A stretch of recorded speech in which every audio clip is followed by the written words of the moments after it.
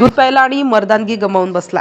जोशात सुरू झालेलं आयुष्य एका क्षणात उद्ध्वस्त. प्रायव्हेट पार्ट घेऊन पोहोचला रुग्णालयात. भयंकर प्रकार जोशात भयंकर घडलं. सगळं संपलं. एका साध्या दिसणाऱ्या प्रेमकथेच्या आड दडलेलं हे थरारक आणि अंगावर काटा आणणारं प्रकरण शेवटपर्यंत मनाला अस्वस्थ करत राहतं. दिल्लीसारख्या गजबजलेल्या शहरात जिथे प्रत्येकजण स्वतःच्या आयुष्यात गुंतलेला असतो, तिथे एका छोट्याशा घरात दोन जीव एकत्र येऊन आयुष्य उभारण्याचा प्रयत्न करत होते. उत्तर प्रदेशच्या रामपूरचा विश्वजित आणि बिहारच्या कटिहारची अमीना खातून वेगवेगळ्या पार्श्वभूमीतून आलेले पण प्रेमाच्या नात्याने जोडलेले. त्यांनी नॉर्थ दिल्लीतील वझिराबादमध्ये एकत्र राहायला सुरुवात केली. छोटंसं घर, मोठी स्वप्न आणि सुरुवातीला सगळं अगदी सुरळीत. जणू काही ही एक परफेक्ट प्रेम कहाणी होती.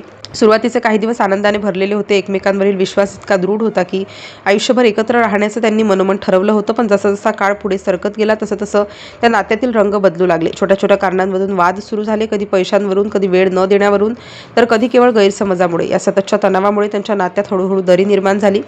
विश्वजितला काहीतरी चुकत असल्याची जाणीव होत होती, पण प्रेमामुळे तो स्वतःलाच समजावत होता की सगळं ठीक होईल.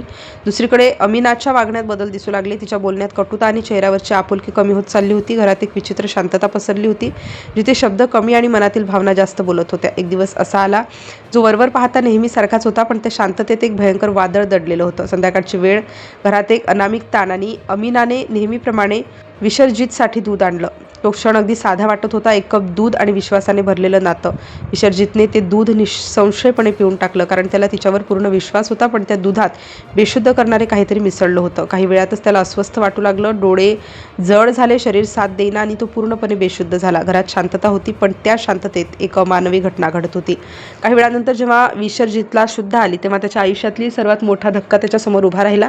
शरीरात तीव्र वेदना, मनात भीती आणि डोळ्यांसमोर एक भयानक वास्तव. काही क्षणांसाठी त्याला काहीच समजेल असं झालं, पण वेदनांनी त्याला जागं ठेवलं. परिस्थिती समजताच त्याने धैर्य गोळा केला आणि स्वतःला सावरत तो बाहेर पडला. त्या अवस्थेतही त्याने वेळ न दवडता रुग्णालय गाठलं. सुरुवातीला हिंदूराव हॉस्पिटल आणि नंतर गंभीर अवस्थेमुळे त्याला सफदरजंग हॉस्पिटलमध्ये हलवण्यात आलं. डॉक्टरांनी त्याची अवस्था पाहून धक्का व्यक्त केला आणि तातडीने उपचार सुरू केले. दरम्यान या घटनेची माहिती पोलिसांना देण्यात आली आणि तपास सुरू झाला. शेजाऱ्यांकडून, ओळखीच्या लोकांकडून माहिती गोळा करण्यात आली, पण कुणालाही या टोकाच्या घटनेची कल्पना नव्हती. तपासात हळूहळू स्पष्ट झालं की गेल्या काही दिवसात त्यांच्या नात्यात गंभीर वाद सुरू होते. राग, संशय आणि असंतोष यांचा साठा इतका वाढला होता की त्याचा शेवट एका भयानक निर्णयात झाला. आणि जे सत्य समोर आलं ते ऐकून सगळेच हादरले. त्या दुधात बेशुद्ध करणारे औषध मिसळण्यात आलं होतं आणि विश्वजित बेशुद्ध असताना त्याच्यावर अत्यंत क्रूर कृत्य करण्यात आलं. शेवटी उघड झालेलं वास्तव असं होतं की अमीनाचेच हे सर्व नियोजनपूर्वक तिनं केलं होतं. ज्या व्यक्तीवर विश्वजितने सर्वाधिक विश्वास ठेवला, त्याच व्यक्तीने त्याच्यावर विश्वासघात केला. त्या दुधात बेशुद्ध करणारं औषध मिसळण्यात आलं होतं आणि विश्वजित पूर्णपणे बेशुद्ध झाल्यानंतर अमीनाने त्याचा प्रायव्हेट पार्ट कापून टाकला. या एका क्रूर नात्याने त्यांचं आयुष्य कायमचं बदलून टाकलं.